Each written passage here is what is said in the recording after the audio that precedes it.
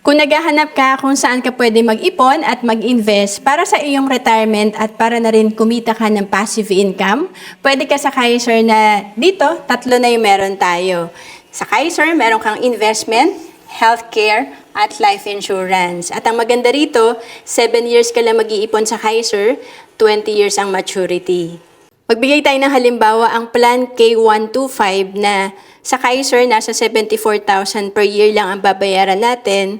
Times 7 years, kaya ang total na nahulog natin or investment natin dito ay 515,000. And then, pag ito ay nag-mature, after 20 years, ang projected fund natin nasa 1.4 million na. And kung nag-start ka dito at the age of 30, pag hindi mo pa kinuha ang Kaiser on maturity or after 20 years, patuloy pa rin mag-grow ang investment mo at may healthcare ka pa rin. Kaya nga dito, pag edad mo ng 60, ang projected fund mo nasa 3.8 million na. At kung kumikita to ng, sabihin na natin 10% per year na passive income, meron kang 380,000 na passive income per year or 31,000 per month na passive income.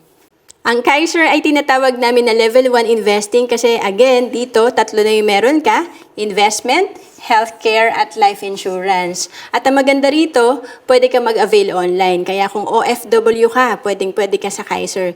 We have online application. Again, ang Kaiser ay 7 years to pay lang, 20 years maturity. And to know more about Kaiser, message mo lang ako sa Facebook, Roan Celis Capistrano, or email me at roan.capistrano@gmail.com.